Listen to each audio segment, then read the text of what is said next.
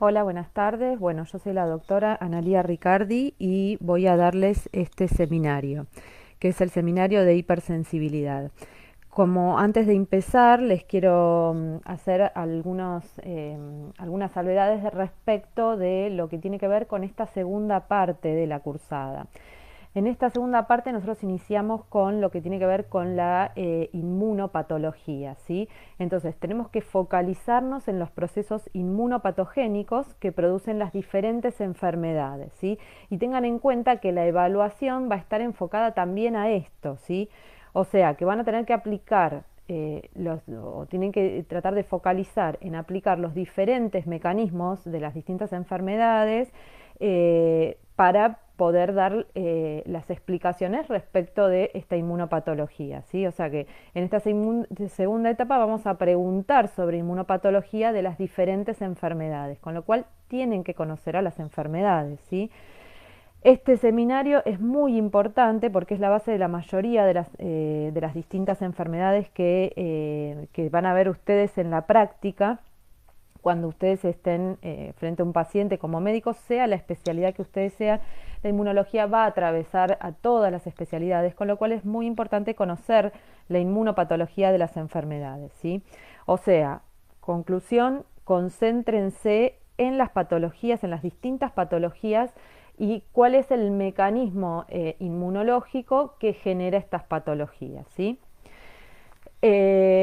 Bueno, como les decía recién, esta clase es muy importante, así que, bueno, espero ser lo suficientemente clara como para que les sea claro justamente y lo puedan aplicar bien. Recuerden que también tienen los seminarios y los tutoriales que pueden hacer consultas o nos pueden hacer las consultas por mail, por WhatsApp o por Facebook. Saben que estamos siempre tratando de aclarar las dudas que hayan quedado, ¿sí? Bueno, entonces empezamos con la hipersensibilidad, que es esta clase este seminario que vamos a dar hoy. Y para eso vamos a empezar a hablar de qué es la hipersensibilidad. La hipersensibilidad es una situación de reactividad anómala en la que el organismo reacciona con una respuesta inmunitaria exagerada o inapropiada frente a algo que percibe como una sustancia extraña. Las reacciones de hipersensibilidad van a generar un daño tisular a través de distintos mecanismos inmunológicos según sea el tipo de respuesta de hipersensibilidad que se desarrolle en base a la lesión que se haya generado, ¿sí?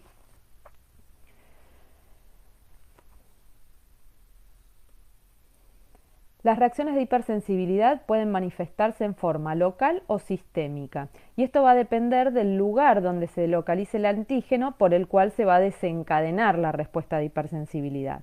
Por ejemplo, podemos observar que en la rinitis alérgica, en donde el alérgeno va a depositarse en la mucosa nasal, va a producir una congestión nasal, rinorrea, o sea que va a dar manifestaciones a nivel nasal, ¿sí? Por eso es que hablamos de que va a ser manifestaciones a nivel local. En cambio, en las vasculitis, el antígeno se encuentra a nivel de las paredes vasculares y es por esto que las manifestaciones las vamos a observar en forma sistémica, ¿sí? Los distintos tipos de reacciones de hipersensibilidad fueron clasificados por Hegel y Combs en 4 tipos. Los primeros 3 se caracterizan por estar mediados por anticuerpos, son los que se denominan reacciones de hipersensibilidad inmediatas, porque en un individuo previamente sensibilizado ante una nueva exposición al antígeno va a generar manifestaciones a los pocos minutos u horas de la reexposición. En cambio, en la hipersensibilidad de tipo 4, o que también se denomina hipersensibilidad retardada, las manifestaciones que se generan ante una reexposición se van a ver luego de las 48 a 72 horas. Además de este tipo de reacción de hipersensibilidad, en este caso son las células T las que median este tipo de reacción, a diferencia de lo que pasaba con las anteriores, en donde estaban mediadas por anticuerpos, ¿sí? Y esto es un concepto que tienen que tener para saber que es muy importante. Las 3 primeras están mediadas por anticuerpos, la tipo 4 está mediada por células T. También tienen que tener en cuenta que un mismo antígeno puede desencadenar distintos mecanismos de sensibilidad, como por ejemplo en el caso de la penicilina. La penicilina es capaz de inducir reacciones de hipersensibilidad a través de los 4 mecanismos, si bien el más frecuente es por el tipo 1, pero también puede desencadenar reacciones por los otros tipos de hipersensibilidad. Y esto es porque la penicilina se comporta como un apteno y adquiere inmunogenicidad al interactuar con proteínas del paciente, o sea que en este caso las proteínas actuarían como carrier, ¿sí? Ese sería un ejemplo en donde tenemos un único antígeno, pero que puede desencadenar los distintos tipos de hipersensibilidad, ¿sí? Entonces comenzamos a describir los distintos tipos de hipersensibilidad. Comenzamos con la hipersensibilidad de tipo 1. La hipersensibilidad de tipo 1 nos va a generar lo que se denomina enfermedades o patologías alérgicas. Como habíamos mencionado, está mediada por anticuerpos y en este caso los anticuerpos son anticuerpos de tipo E, ¿sí? IgE. Las enfermedades alérgicas son muy frecuentes, se estima que aproximadamente el 25% de la población mundial tiene este tipo de reacción, con lo cual es muy importante conocerlas y poder identificarlas y que podamos comprender cómo es que se generan este tipo de patologías.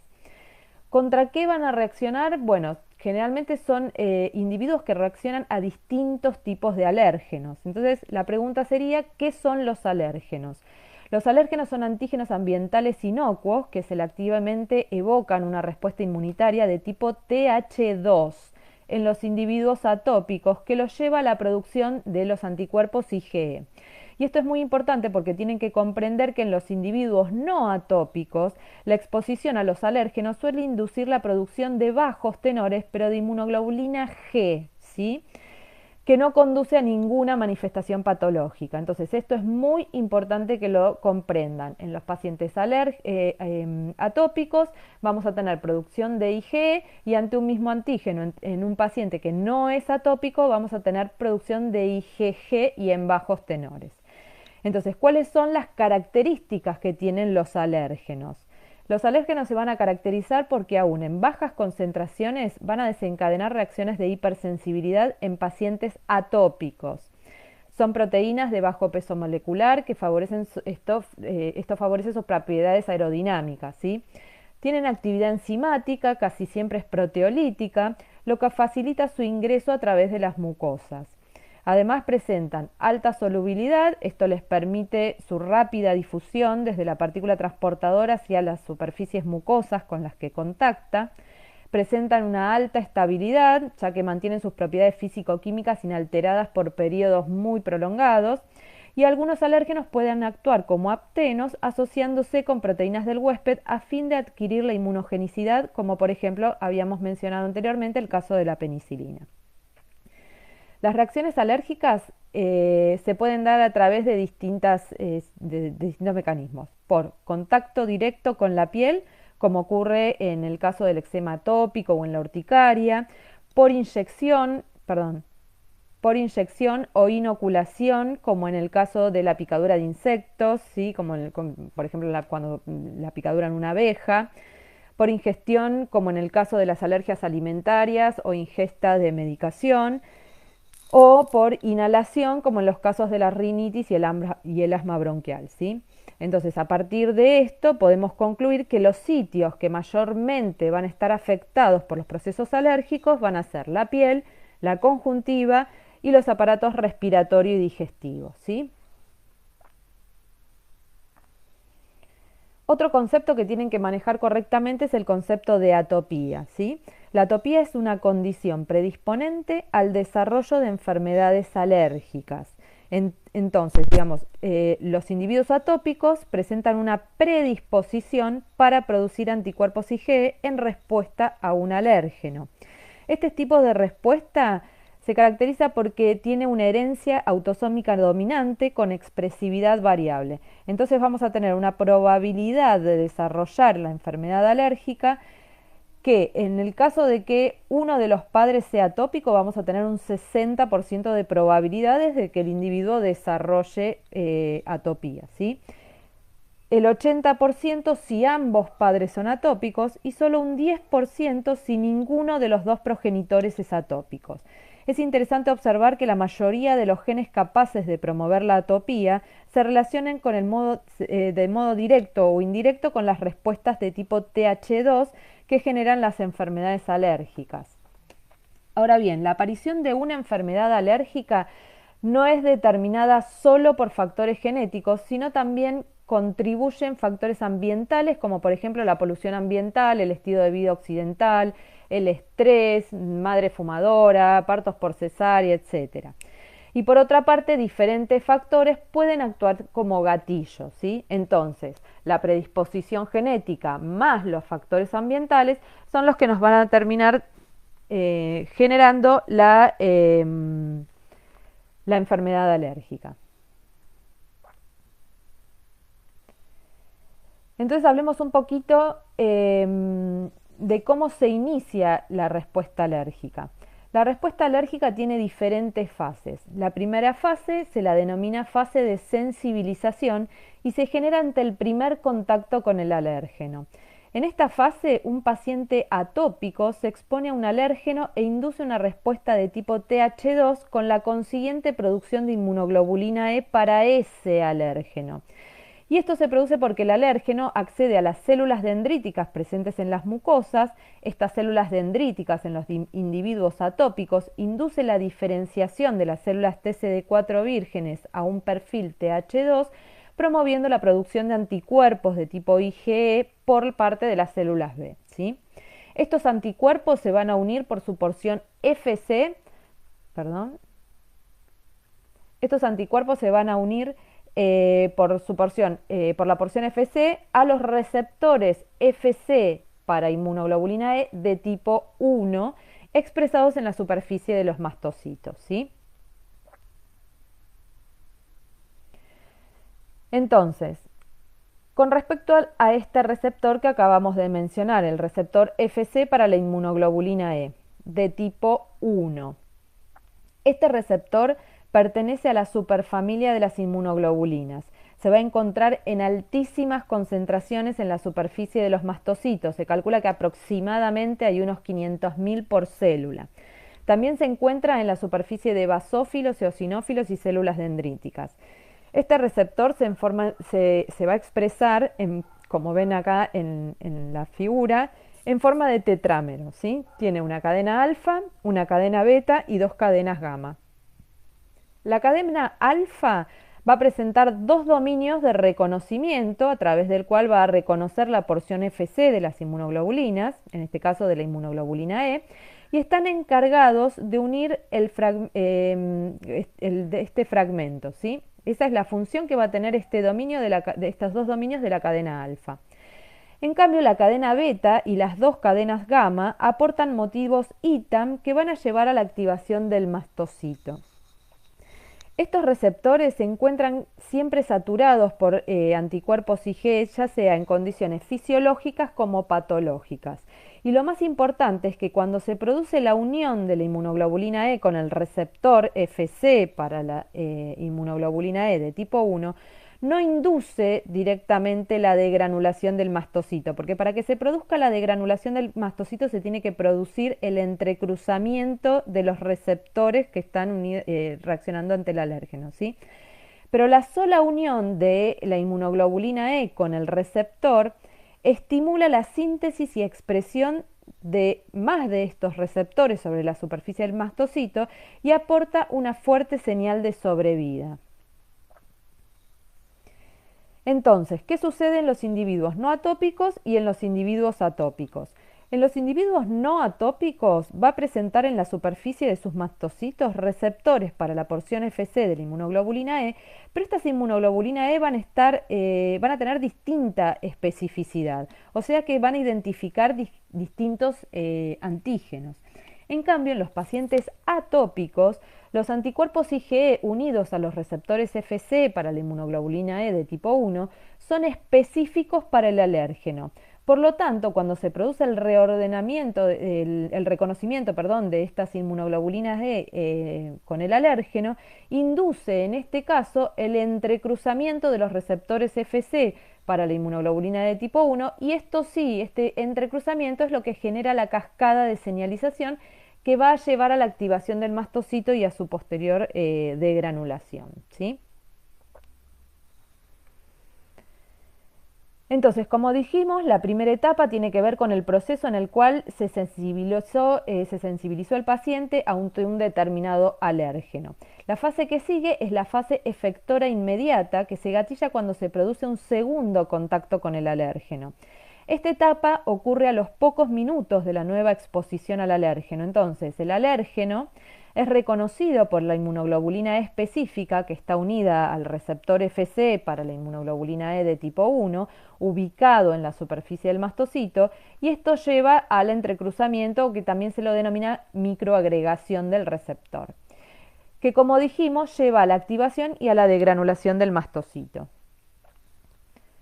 Recordemos que los mastocitos presentan gránulos intracitoplasmáticos que tienen abundantes mediadores biológicos como histamina, serotonina, proteasas, etc. ¿sí?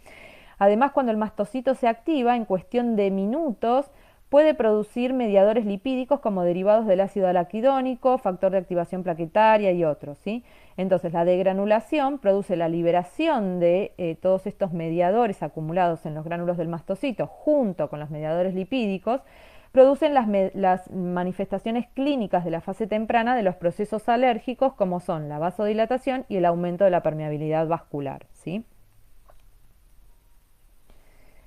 Con respecto a la última fase, que es la fase efectora tardía, que se desarrolla horas o días o meses después de la reexposición, es mediado en primer término por las citoquinas y quimiosinas producidas por el mastocito que producen la respuesta inflamatoria local con activación de células presentes en el lugar, como las propias células epiteliales, las células musculares, los macrófagos, las células Th2, ¿sí? Por otro lado, se produce el reclutamiento de otros tipos celulares, como son los eosinófilos. Todo esto va a llevar a distintas consecuencias, como sucede a nivel bronquial, como la remodelación de la vía aérea, donde la activación del mastocito genera la liberación de distintas quimiosinas e interleuquina 8, que producirá infiltración de eosinófilo, se estimula la producción de moco a nivel epitelial, e hipertrofia tanto del epitelio, del músculo liso y del tejido subepitelial, ¿sí? Todas estas modificaciones es lo que se denomina remodelación de la vía aérea.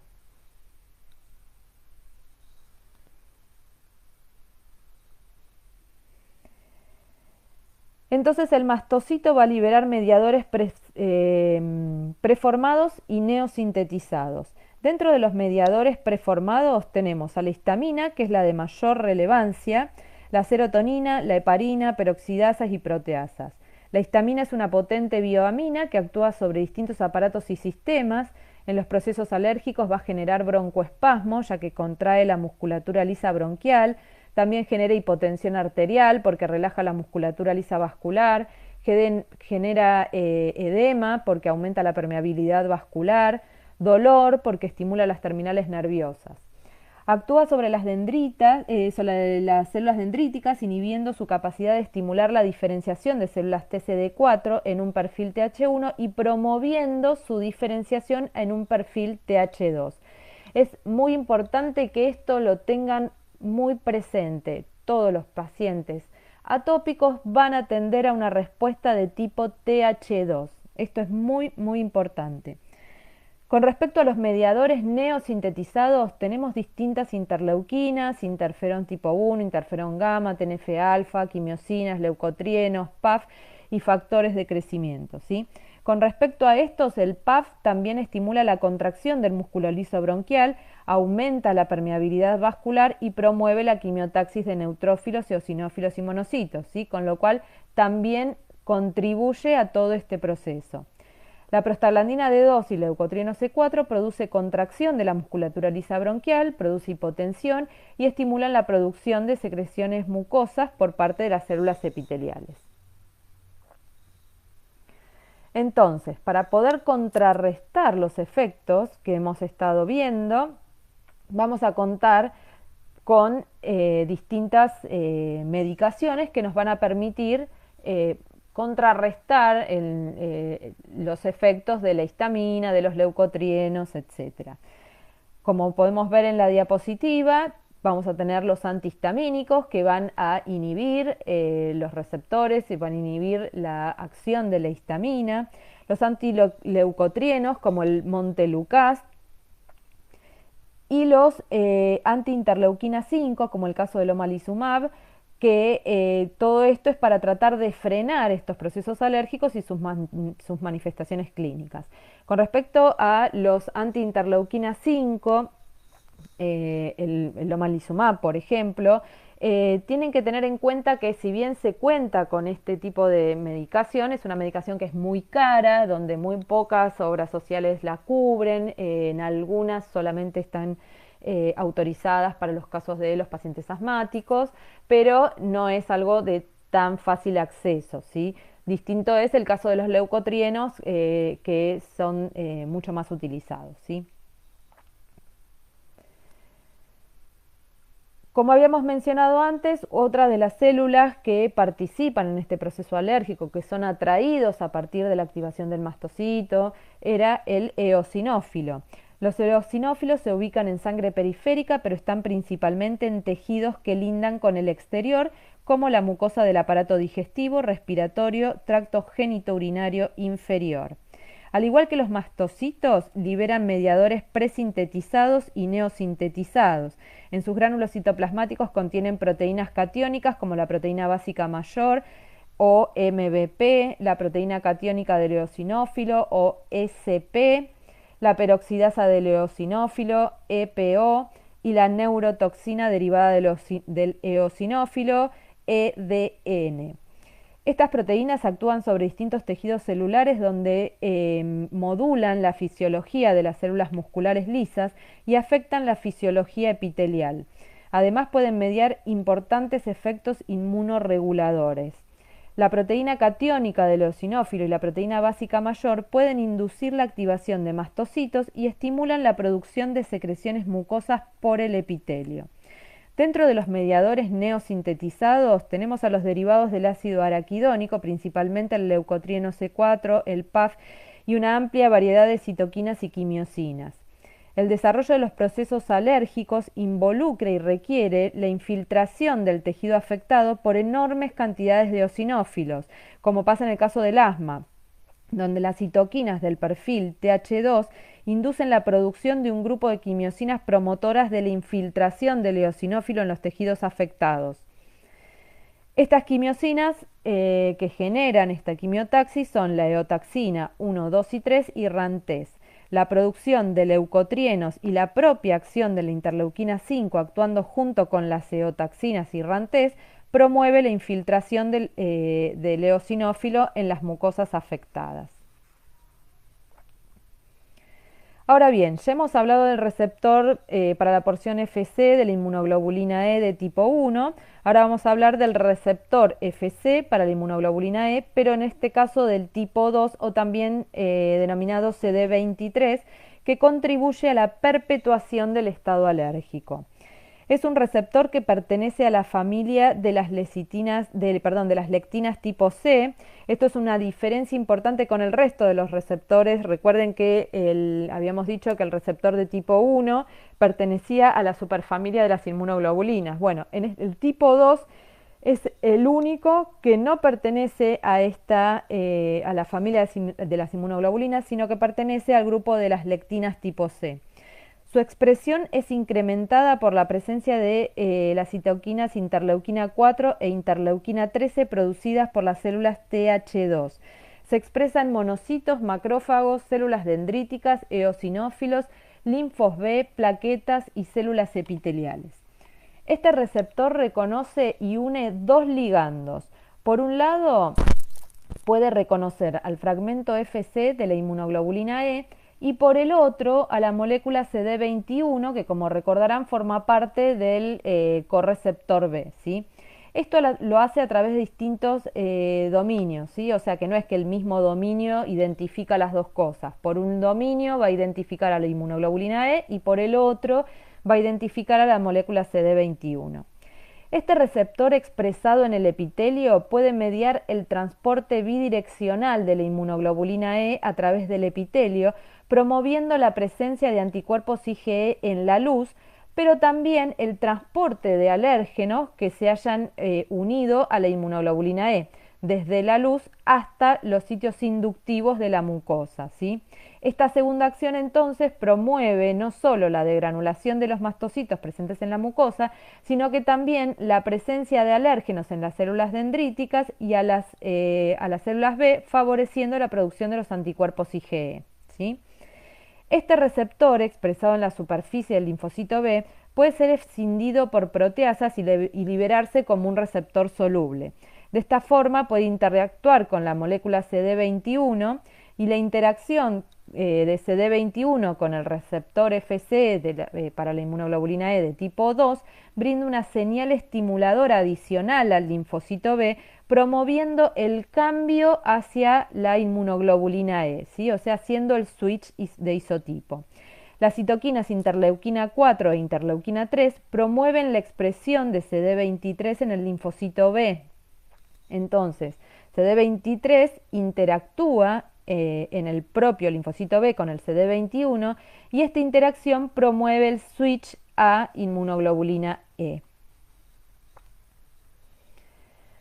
Vamos a ver ahora entonces las patologías que se producen por un mecanismo de hipersensibilidad de tipo 1 y vamos a comenzar hablando por el asma bronquial.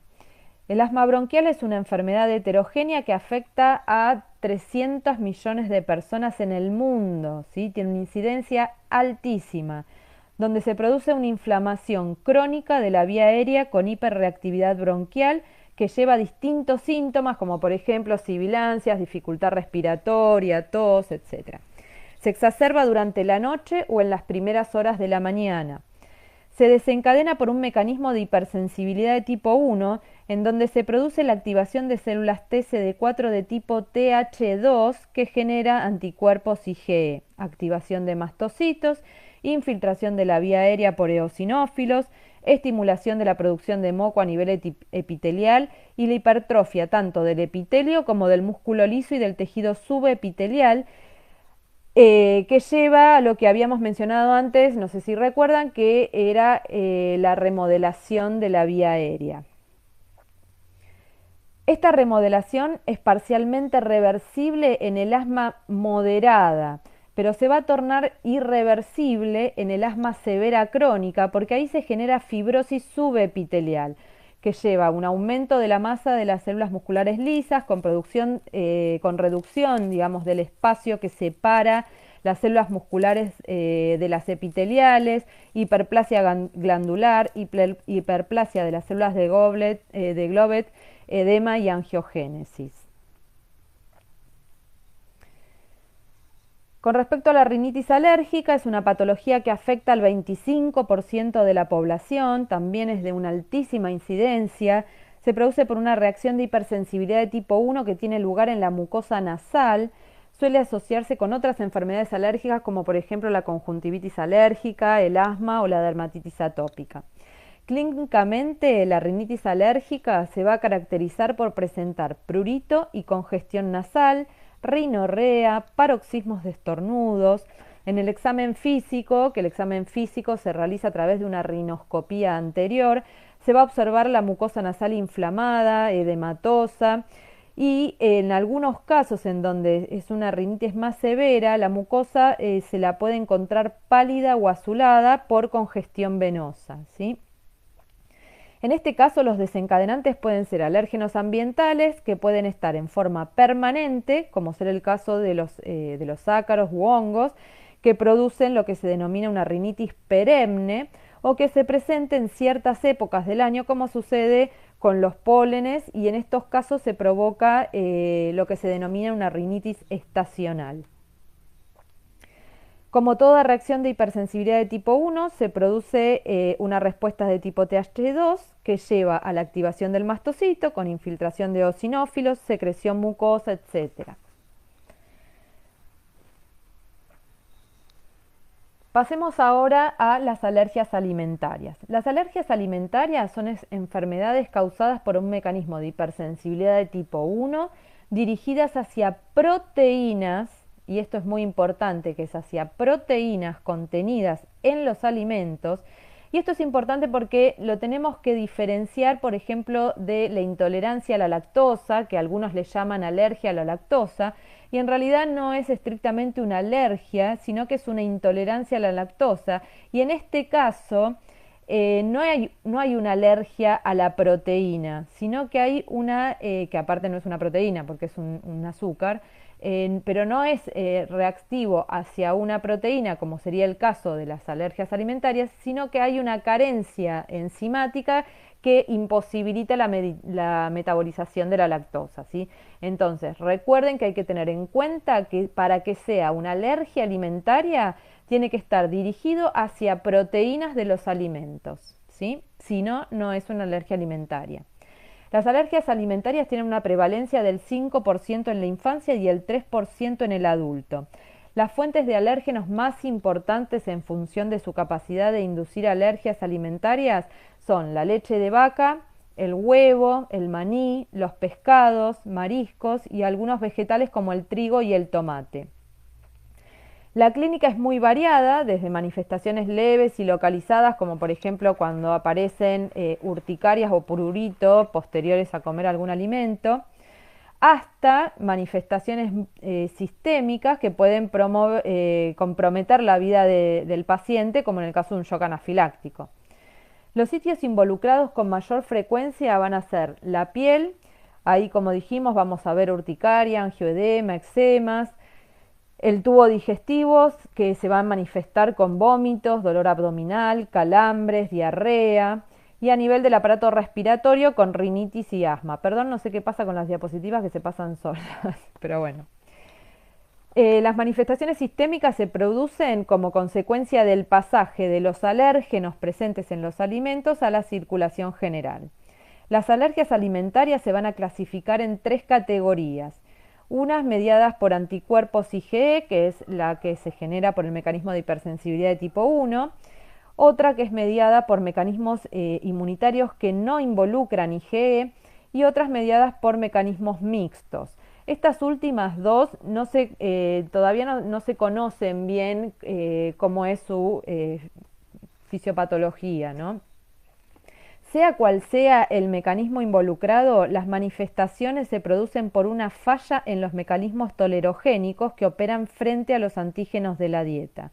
O sea, hay una falla en la inducción de tolerancia oral. Esto ya lo van a ver cuando vean tolerancia, les va a quedar un poquito más claro, pero tengan en cuenta esto, que se produce una alteración en el mecanismo tolerogénico.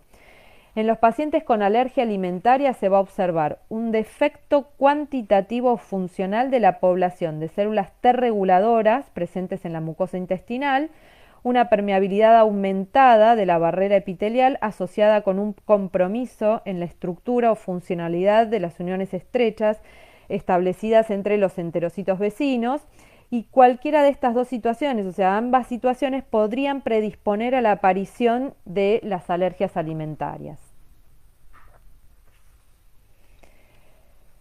Entonces pasamos ahora a la anafilaxia. ¿Qué es la anafilaxia? Es una reacción alérgica sistémica de instauración rápida y potencialmente mortal que se ocasiona por la liberación de histamina y otros mediadores biológicos por parte de mastocitos y basófilos. Los desencadenantes más frecuentes van a ser, en el caso de los alimentos, como habíamos mencionado antes, el maní, nueces, mariscos, pescados, leche, huevo. En el caso de medicamentos, principalmente los antibióticos beta-lactámicos. Recuerden que siempre tenemos que preguntar a los pacientes si tienen algún tipo de alergias a la medicación, porque si no podemos terminar con un cuadro de anafilaxia, ¿sí? Tanto los antibióticos beta-lactámicos como los AINES son dentro de los medicamentos, los que tienen una mayor probabilidad de ser desencadenantes de anafilaxia, ¿sí? También picadura de insectos, látex, inhalantes, factores físicos como por ejemplo el ejercicio, la radiación solar, el frío, el calor y lo que se denomina anafilaxia idiopática, en donde hay alérgenos ocultos o nuevos, y también puede generarse un síndrome de activación mastocitaria. Los órganos dianas van a ser en el 80 al 90% la piel, como habíamos mencionado antes. En el 70% de los casos las vías respiratorias, el 30 al 45% el tubo digestivo, 10 a 45% a nivel cardiovascular y entre un 10 y un 15% en sistema nervioso central.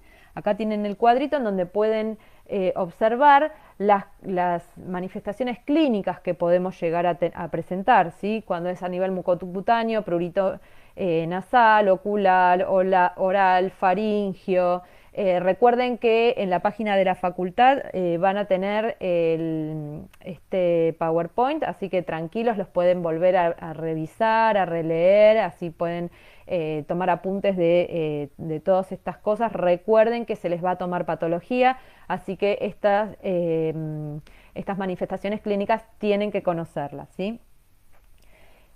El shock anafiláctico. El shock anafiláctico es una forma particularmente grave de la anafilaxia que puede conducir a la muerte del paciente. Se caracteriza por una profunda reducción del tono vascular que lleva a una profunda hipotensión y a una masiva extravasación de líquido vascular, ¿sí? Es importante identificar el alérgeno causante a través de pruebas cutáneas para poder evitarlo, ¿sí? Es importante que el paciente sepa a qué es alérgico, porque si no, no va a poder evitarlo, ¿tá? En cuanto a las pruebas cutáneas, tienen que recordar que el paciente no va a responder a las pruebas si se las efectúan a las horas siguientes que se produjeron las manifestaciones clínicas por una depresión masiva de los gránulos de los mastocitos y los basófilos, ¿sí?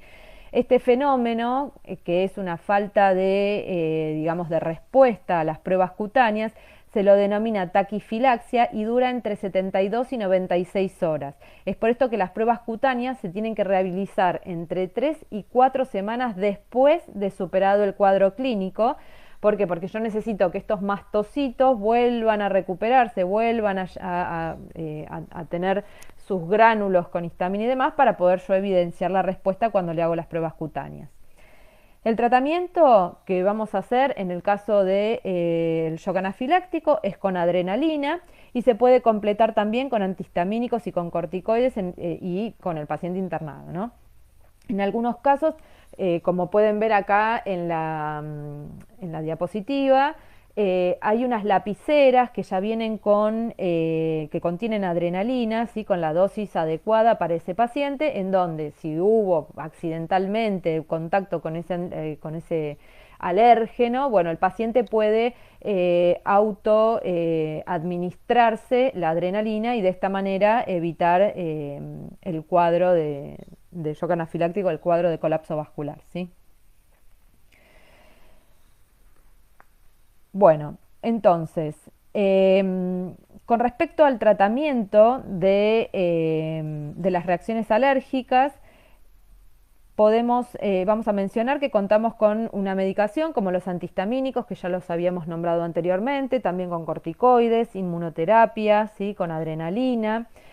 Sepan que existe un tratamiento que es la terapia de desensibilización, ¿sí? Que una vez que yo ya superé el cuadro agudo, voy a intentar hacer como un redireccionamiento de la respuesta TH2 hacia una TH1, inducir expansión de células T reguladoras en la mucosa afectada y disminuir los tenores de anticuerpos IgE específicos hacia el alérgeno y que aumente la concentración de anticuerpos IgG específicos. Acuérdense que habíamos dicho que en los pacientes atópicos tenían la producción de IgG y en los pacientes no atópicos ante la llegada de un alérgeno se producía simplemente la producción de bajos tenores de inmunoglobulina G.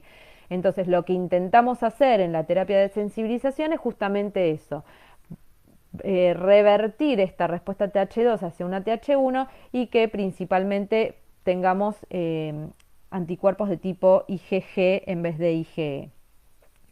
Debemos indicarle, por supuesto, al paciente que debe evitar el alérgeno y en caso de desconocerlo, tenemos que hacer, como habíamos dicho recién, las pruebas cutáneas para poder identificarlo y que el paciente tenga una educación respecto de las alergias, ¿sí? Pasamos ahora a la hipersensibilidad de tipo 2, que también está mediada por anticuerpos, pero en este caso son del isotipo G o M, que van a reconocer antígenos asociados a la superficie celular o a la matriz extracelular.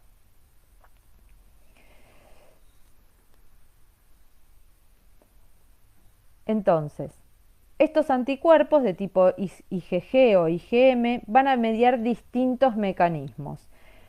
Uno es que opsonizan células circulantes promoviendo la fagocitosis por células de Kupffer y los macrófagos esplénicos, que va a llevar a la generación de distintas citopenias, como en el caso de la eritroblastosis fetal, las anemias hemolíticas y púrpuras. Otro mecanismo es la activación del sistema de complemento por la vía clásica, promoviendo el reclutamiento y la activación de neutrófilos, monocitos y macrófagos. Esto va a dar lugar a cuadros inflamatorios en el glomérulo renal, causando glomerulonefritis, en pequeños vasos, generando vasculitis, y en las articulaciones, dando sinovitis.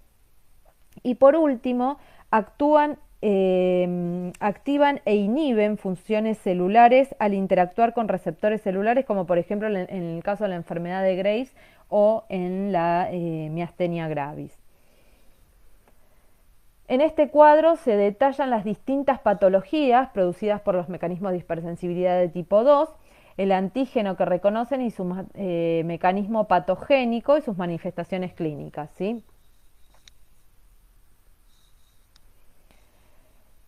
Vamos a hablar un poquito de la eritroblastosis fetal. Como habíamos dicho, es una enfermedad causada por un mecanismo de hipersensibilidad de tipo 2. En la mayoría de los casos es causada por la incompatibilidad RH, en donde una madre RH negativa cursa un embarazo con un feto RH positivo, pero también puede ser secundaria a una incompatibilidad con otros grupos antigénicos. Entonces, ante un primer embarazo con un feto RH positivo, sangre de este feto pasa a la circulación materna, ya sea en el parto o en las últimas semanas de gestación, y sensibiliza a la madre. Es así que la madre va a generar anticuerpos anti el antígeno D expresado en la superficie de los glóbulos rojos del recién nacido.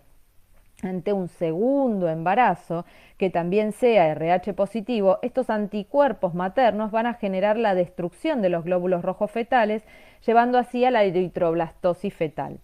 Se caracteriza por una anemia hemolítica de grado variable, con eritropoyesis aumentada en el hígado, vaso y médula ósea fetal, en respuesta a la anemia con la consiguiente liberación de las formas, vamos a tener formas inmaduras en sangre periférica, hiperbilirrubinemia secundaria al proceso hemolítico que puede ocasionar daño neurológico en el recién nacido, ¿sí?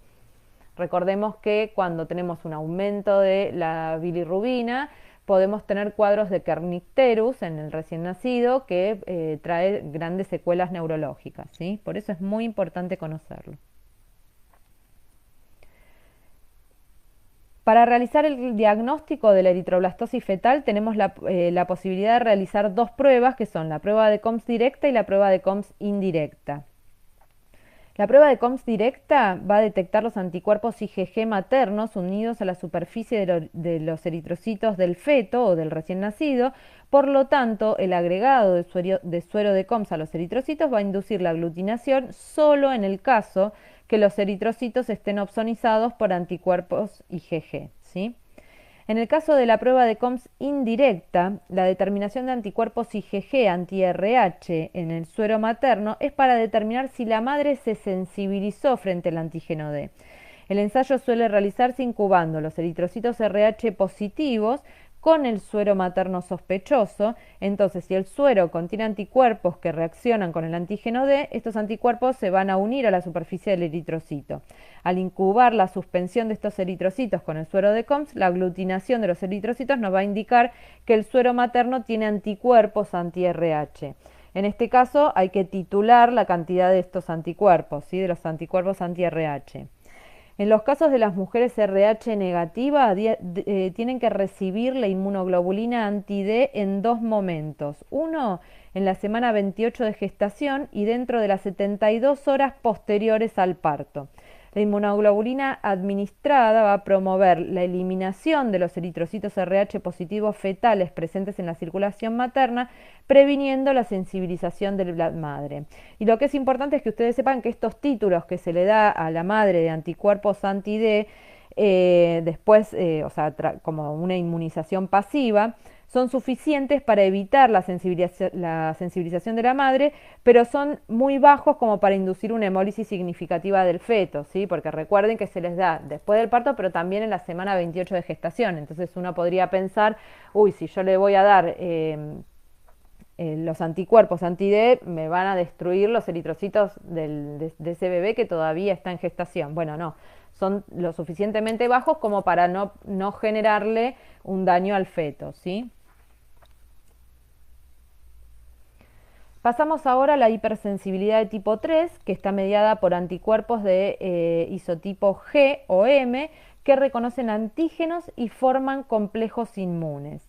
Entonces, solo cuando la producción de los complejos inmunes es excesiva o cuando su depuración se encuentra comprometida, estos tenderán a depositarse, o sea, estos inmunocomplejos tenderán a depositarse en distintos tejidos y esto es lo que va a inducir la respuesta inflamatoria que va a llevar a las lesiones tisulares. Los complejos inmunes de gran tamaño se eliminan fácilmente en el hígado y en el vaso, pero los complejos inmunes de menor tamaño, particularmente aquellos formados en ligero exceso de antígenos, son los que presentan una mayor capacidad patogénica. Esta capacidad patogénica depende básicamente de su tendencia a depositarse a nivel tisular y esto se da no solo por el tamaño del inmunocomplejo, sino también por sus propiedades físico-químicas como la subclase de inmunoglobulina G comprometida, su carga eléctrica y la densidad del fragmento FC, la densidad del fragmento FC que expone en su superficie.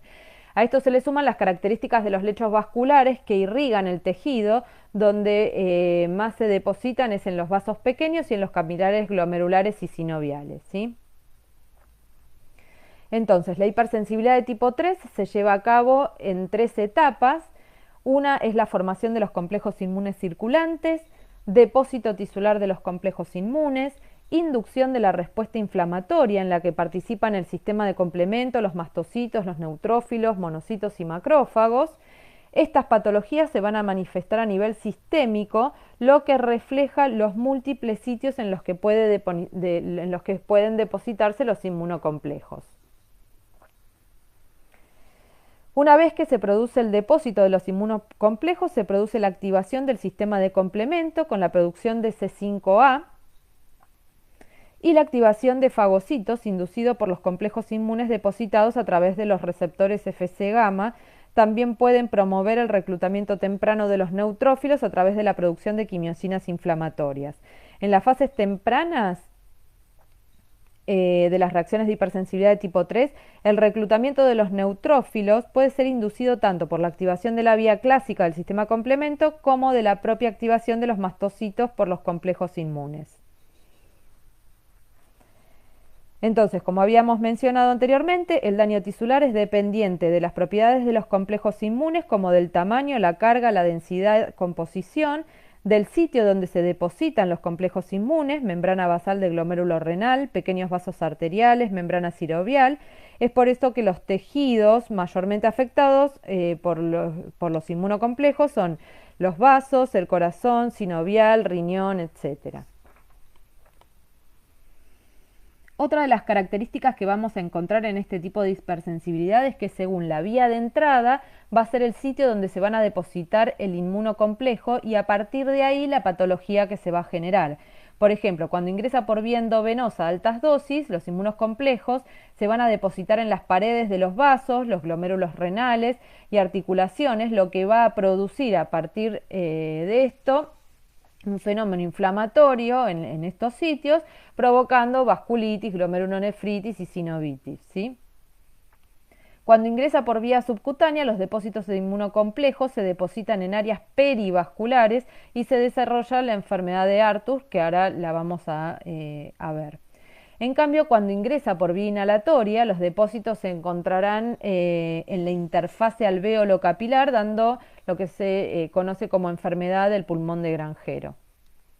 Entonces, las reacciones de hipersensibilidad de tipo 3, según donde se hayan generado los depósitos de inmunocomplejos, vamos a tener manifestaciones locales como la enfermedad de Arthur o sistémicas como las enfermedades del suero, las lesiones articulares, las vasculitis y las glomerulonefritis.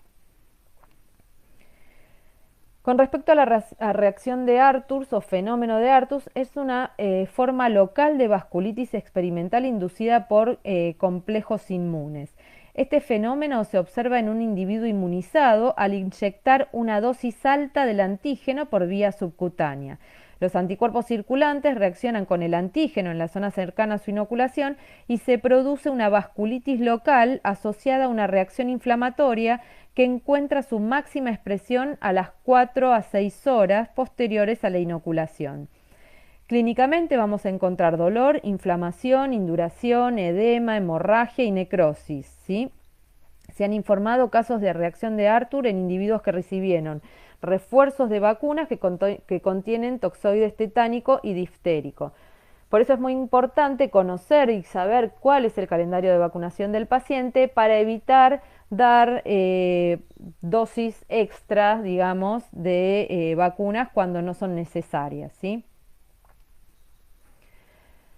En este modelo podemos observar la reacción necrohemorrágica por el depósito de inmunocomplejos en la pared de los vasos que origina una vasculitis por necrosis de la pared vascular con la consecuente necrosis hemorrágica tisular, ¿sí?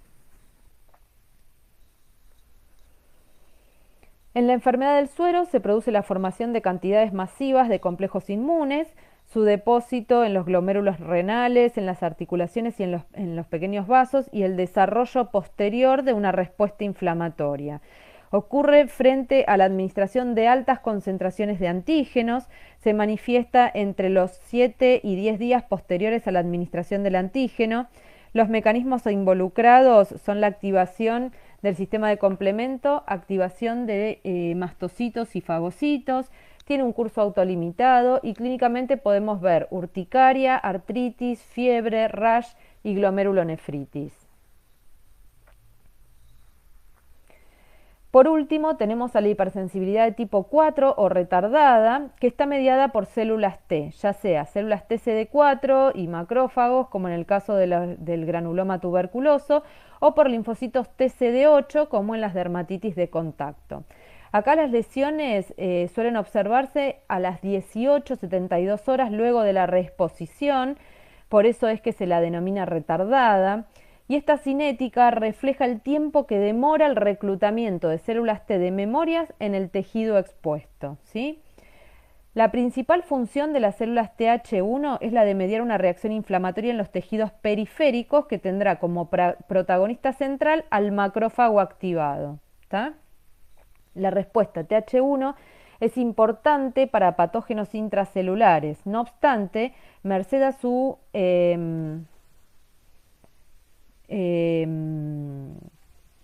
su potencial inflamatorio, participa en el desarrollo de las lesiones tisulares que se observan en los pacientes infectados por distintos patógenos, como en el caso de Mycobacterium tuberculosis y especies de esquistosomiasis, ¿sí?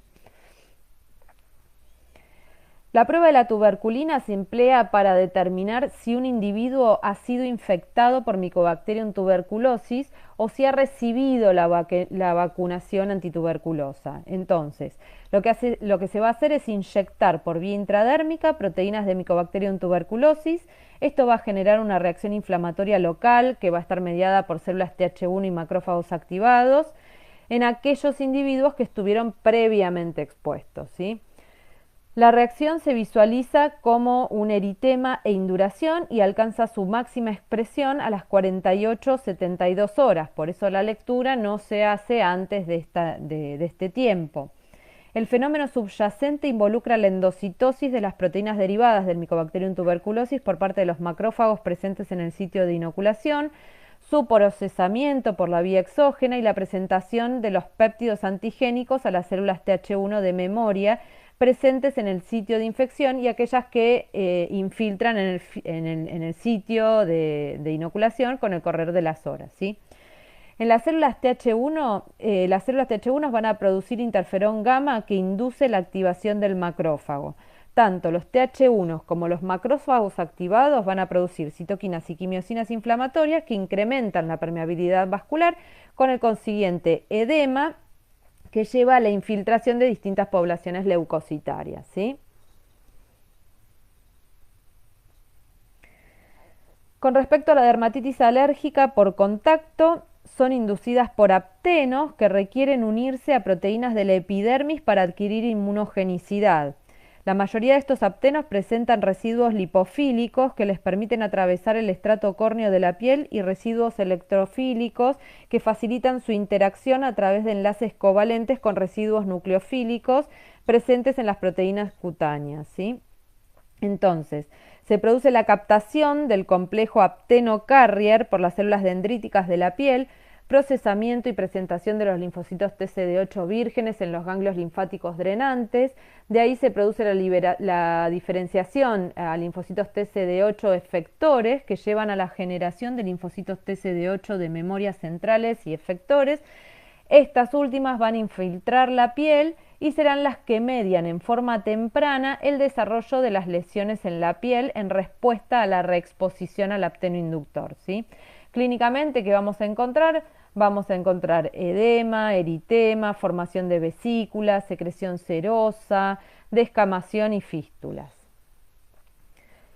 El agente desencadenante con más frecuencia es el níquel liberado en las alhajas. Es muy característico a aquellas personas en donde se ponen una billutería y a partir de unas horas o al otro día empiezan con la aparición de estas vesículas, con mucho prurito, ¿sí?